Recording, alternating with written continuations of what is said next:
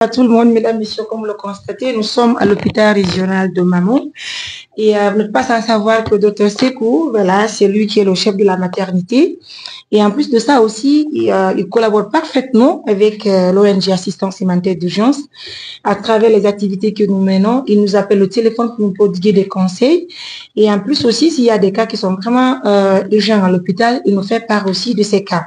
Donc, de passage, disons merci à tous les médecins de l'hôpital régional de Mamou et pourquoi pas aussi à la maternité de Mamou, notamment les sages-femmes. Ce matin, donc, nous sommes là. C'est pour faire une petite remise, hein, voilà, puisque tout simplement, nous avons eu la chance d'avoir un partenaire qui est en France, qui a pensé à nous. Et nous aussi, nous avons pensé à la maternité de Mamou grâce au soutien du chef de la maternité. Donc, nous sommes là ce matin juste pour faire cette remise. Donc, assalamu alaikum. Wa alaikum salam wa rahmatullah. Alhamdulillah. Mahaifi. Alhamdulillah. Pai kwesui. Alors, il y a peut-être des harai qui a qui oyani. Donc, excusez-moi, je veux vous faire porter ça. Alors, il y a Wali, ko call jimen itana France, haray partenaire jamme mon jimen, inni wondema haray ko hewti ndo e mojo berende, haray mo andi golle jamme ni men humondire docteur bebe, men kan mi inni exactement me den goldu de makka be motte be tippi ber ko be wawi ko, haray men inni men addango o lo do, uda ko haray ko carton jego ko men hendi, haray men inni men armi addango do wona kadnani. Haray ko tippi balem. Madame Touré, vraiment, au nom de personnel maternité au fond. D'accord. Inde sage-femme du fond, inde directeur hôpital régional Mamou. Mais les tanima. Fion nous, mimi tout tal kanala. Goddo wiima ino do, dum do o bik do. Buri so wiima ino do ma habo jango heba yido fiji do sappo do. Anditede den no wedi. Madame Touré ko anditede en toujours ka maternité do. À travers ONG makko o wallitoto men do men heba nyiƴam, o wallitoto men do men heba lekki, o wallitoto men do jibimbe go heba lekki, o wallitoto men do si tawi ko siwtabe mako tato mako nayo e fe ONG makko e no men wadiri be yito e bir moƴƴi mabbe de moƴƴi portere be ngani dara be wallito me be faabo men dandugol be rewbe be men kipude. Donc inde maternité inde laptani on fop directeur laptani on inde maternité on hara meden weltani o meden jarni partenaire be mabe. Parce que maternité Mamou, c'est maternité de référence. C'est une maternité de référence. C'est-à-dire, quand la mapi de Mamou d'Alaba Pita, et d'être sous-préfecture, il faut qu'on mène un dogata au monde, mais d'un avec la maternité Mamou. Oui, il faut même saluer le courage des médecins, parce que là, moi, j'ai échangé avec certaines femmes, il y a des connaître au Djibingol. Voilà. C'est-à-dire, maternité, il faut les bien fait maternité Mamou. Oui, ni Mamou d'Alaba Pita, pop si ani ko ya même fait au tata. Mamou do kadi sous-préfecture, il faut qu'on ya même fait au tata. Mais on opéra et on même opéra.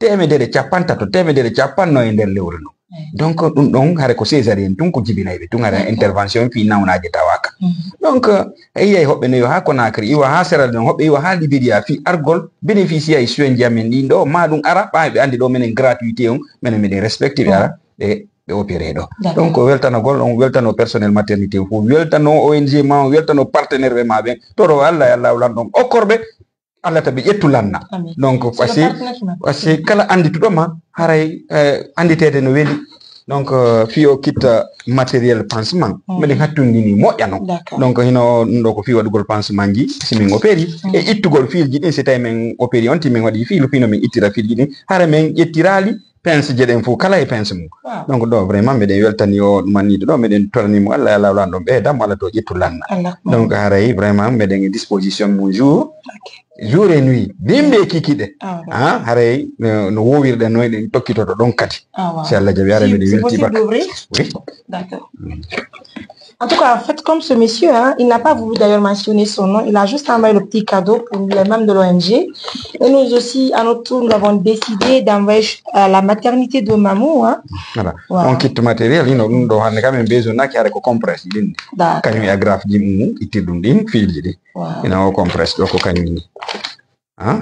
Voilà. Donc, plastique,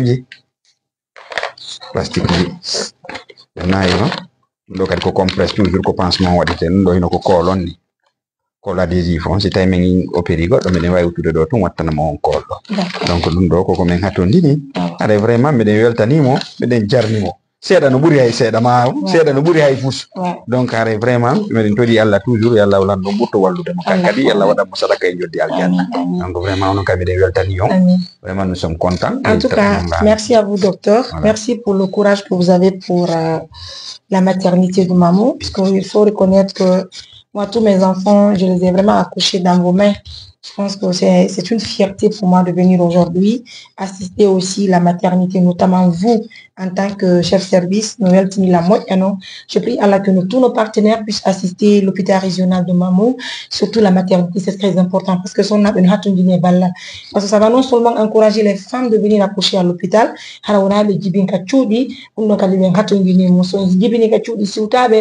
des conséquences de molanadi, argol,